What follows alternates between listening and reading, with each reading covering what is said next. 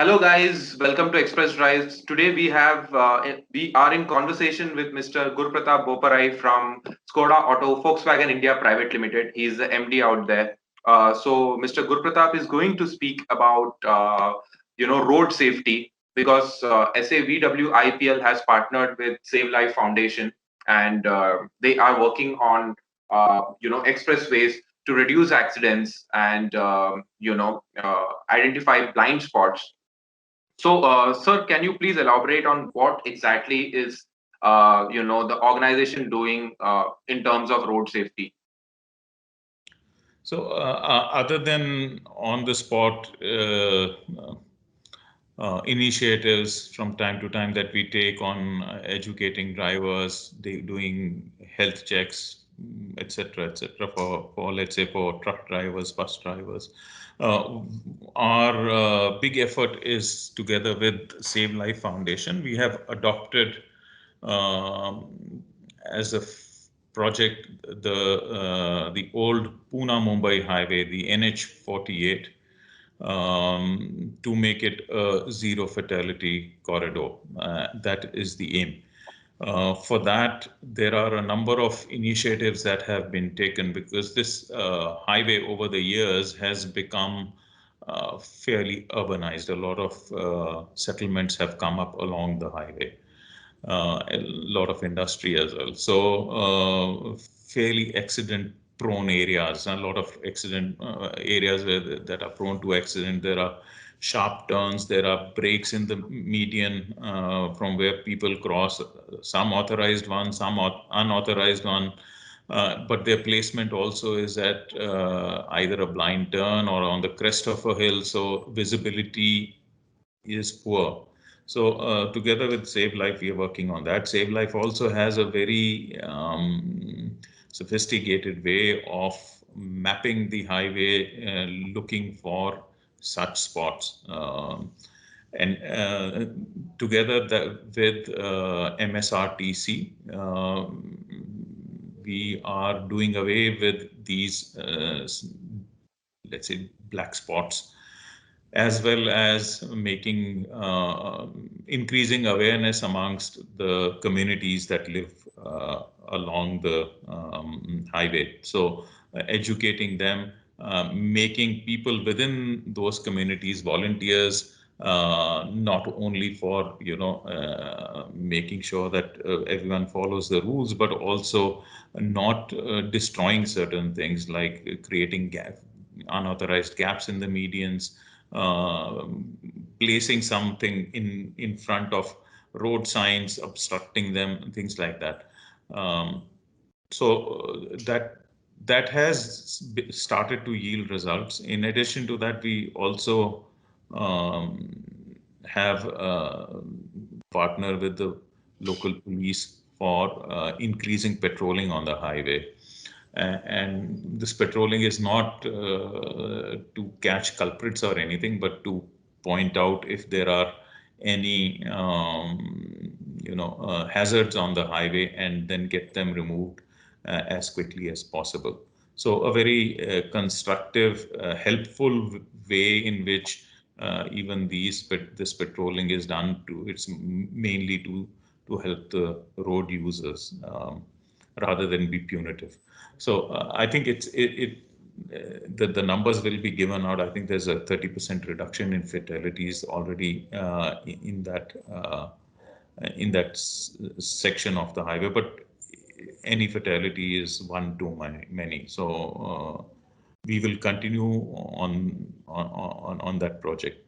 Other than that, together with Safe Life Foundation, we also have done a project on a intersection on the Outer Ring Road in New Delhi. It's called the Bhalswa Chowk, which had a lot of pedestrian deaths.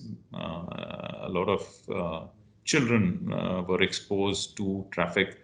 It was a poorly engineered cross section with no way for pedestrians to really safely cross the road, and kids had to cross the road to reach their school. So that I think Save Life can provide you with some pictures. It was a wonderful job that was done there, and we will now look to replicate it also on the old highway, because there are some intersections there as well, old Mumbai-Pune highway, but also we will look at other spots, potentially also in Pune. Okay. So, why exactly so many accidents on NH48, for example? Is it because, it's the only path for bikers to connect to Lonavala, for example, from Mumbai? Is it because of that? Because I personally enjoy riding on that road because it's got pisties, got straights and everything.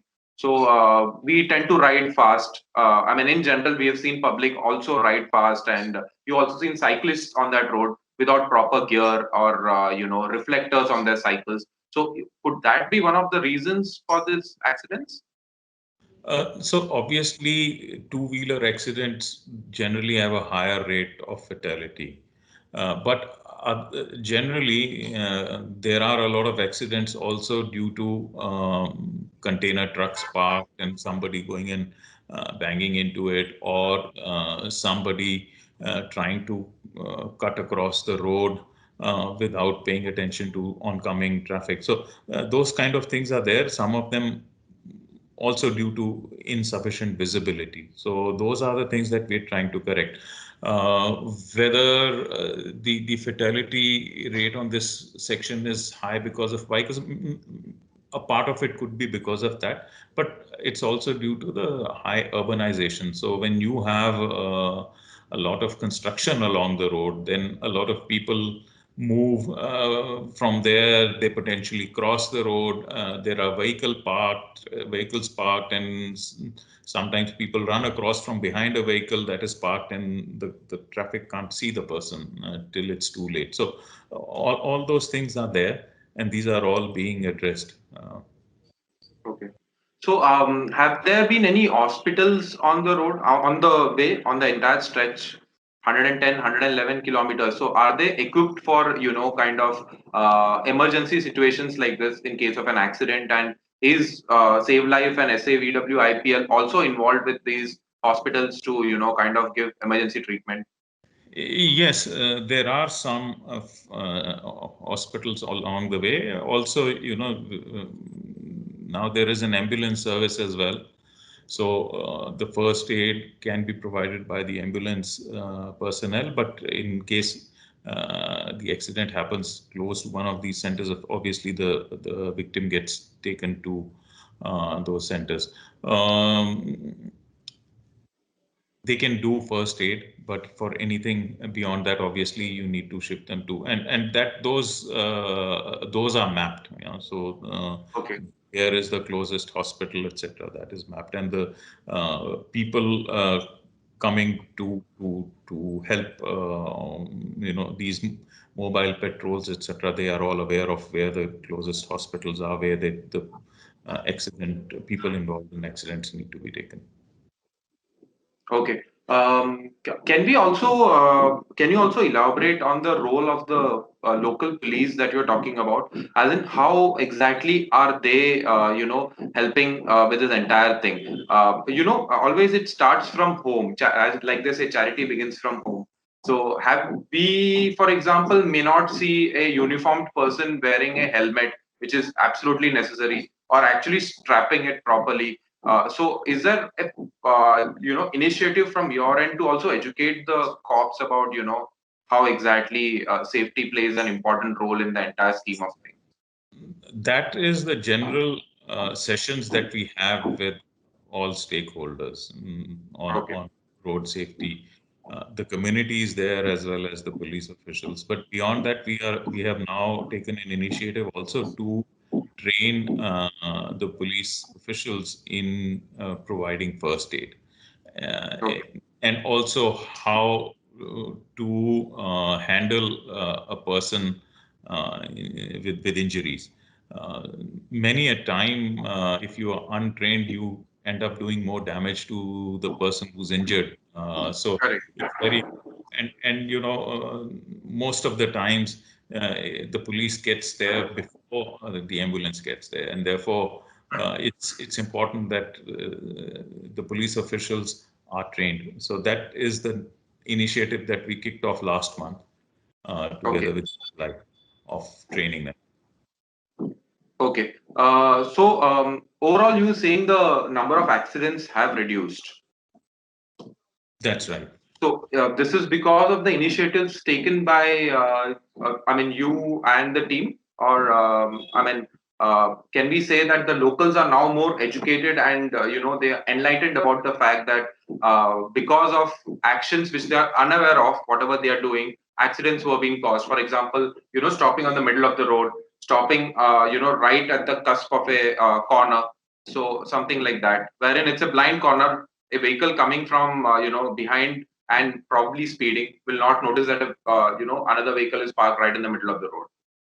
Yeah, So so there is an analysis of all the accidents that used to happen earlier and those that have happened subsequently to the initiatives or interventions that have been made, whether they are engineering interventions or they are behavioral interventions. Uh, okay, I I personally do not have the split of how many have been reduced by which intervention, but I'm sure somebody from Save Life will be able to provide that data as well. Uh, but this change in behavior is a constant effort, and it requires a constant reminding because generally we as a people are a little indisciplined on the road. I correct. think you as a biker would be the first to acknowledge that. By the way, I am also a biker, and I also I know ride. your 25-year-old motorcycle. Yeah, that one is not there with me anymore. But even on my newer bikes, I ride a lot on this road. So I keep pointing things out to the Save Life guys that look, this has come up now, and this wasn't there, and this is another potential Correct. um, Hazard. hazard. So that, of course, their way of doing it is far more scientific than my observations. But I think the involvement from all of us is significant, and that is very important to make a success of it. And like I said, training of people, retraining, awareness, etc. It's a continuous effort. It will not end with just one or two interactions. This will continue, Correct. and for that we've developed volunteers within the community that will carry forward this message. Of course, from time to time we need to remotivate the volunteers themselves, because attitude of some people to these things can be fairly demotivating even for the volunteers. But yeah, it's important, other than changing behavior, also to do away with the structural shortcomings. There were quite a few speed breakers, and you were aware of them Right. in the section between Mumbai and Khandala, and those really themselves were causing more accidents than they were probably Correct. preventing. And those have been done away with. We are making sure that no, there is adequate signage and adequate warning to the person that's approaching an intersection, and therefore, other than the road signs warning them of an intersection ahead or a gap in the median, these new rumble strips have also been put up. They were earlier not that high, so there was more or less just paint on the road, and they were too close to the median. If you see now, they've been moved way before the Further. median, Yeah. Okay. and they're real rumble strips. So when you go over them, there's no way you can miss that Correct. there is a hazard coming up. Plus, the visibility even before you reach there is such that it warns you of a potential Correct. uh, potential hazard coming up. From my side, I believe that if you put in more of speed cameras, or if you put in more of cameras, even the locals who usually you might have observed that they come from the wrong side, because for them it's harder to kind of like go take a U-turn. Instead of that, they'll come from the wrong side, get into the median, and just flow. So if there is a camera which actually penalizes them, or rather they think that it will penalize them, then maybe kind of these kind of things might stop, is what I feel. So any comments on that, like? Yeah, that's something that we will look at. Cameras, yeah, always help. Sometimes even dummy cameras help. People don't know Correct. that they're Yeah. there. So Yeah, like a placebo. Yeah. So I think we will look at those also. That's a good suggestion. Okay. And how is Skoda Auto Volkswagen India using using this information that you're getting from Save Life to incorporate in your cars, for example, like more safety features, something like a head-up display, or cruise control, radar-based cruise control. So something of that sort. Are you also trying to incorporate in your cars? So these technologies are available, Right. uh, and they are already there in some of our cars. I don't think this project really is helping us redesign cars. Okay. Uh, but definitely, we don't want to stop at making just the cars safe, because even a safe car uh, can it cannot always prevent an It accident. cannot prevent, but yeah. So we need to work more on prevention, and Okay. there's so much of low hanging fruit that we need to address, and then get on to more expensive systems. And those help only if everyone has them, not Okay. only just 2-3% of the cars. That really won't be effective. So it's more on prevention through other measures, and I'm sure then we'll get on to other systems also. The collision prevention systems also require uh, a certain driver behavior. Right. Uh, if you ever get a chance to drive a car that has a collision avoidance system, and you drive the way we normally drive in India, it's going to be braking you It's when going to you go least bonkers. where it's going to break the car when you least expect it, and Right. people behind you may come and ram into you. Yeah. Almost happened to me. So those systems really work where the traffic is a little more predictable. We need to work on making our traffic more predictable. Okay. And what about your dealerships, for example, the dealerships, if a person is coming to a dealership to buy a car, would you be, kind of giving them a heads up on, like, would it be feasible enough for SAVW to incorporate this kind of training to people or their customers who come in, so that, kind of it starts on a small scale and then it spreads over to the rest of the manufacturers also can also take cue from that. Yeah, it's a little difficult to do it with every customer on a continuous basis, but there are on certain occasions of road safety week, etc., that our dealerships get involved in week-long awareness campaigns, not only with our customers but with the public generally around the dealership. So those are done. Many a times, people coming to buy cars are also not so amenable to being told that this is what you have to do, or is what you should be doing. A lot of people are less open to that, hearing that from a dealer. They're more interested in, "Arey, kaam ki baat karo, gaadi ka Right. samjhao." So Right. that may not be the best moment to do it, but I am sure in this something like this can be incorporated more on a service side, where the people are a little less in a hurry to take the delivery of their car or to negotiate the price of the car. So Right. on the service side, yes, it can be done. And there are, during the safety weeks, we take initiatives Hmm. to do certain free checks on the vehicles. Those are held also from time to time when we have our pre-summer checks, pre-monsoon Correct. checks vehicles. Then all the safety aspects are also taken into account, and some of this is explained, on the use of wipers, the importance of changing the wiper blades on time, how to use the lights when it's raining, etc., etc. Especially not using the hazards while it's raining.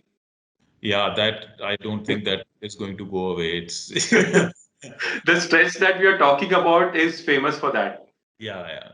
Every And especially the stretch, connecting it thereafter to the expressway, it's very famous. When once you go into the tunnel, even during this time of the day, you'll Everyone find has their people hazard lights. Yeah, they will not even switch on their main headlamps. lights, tunnel headlamps. They'll just put on their hazard lamps.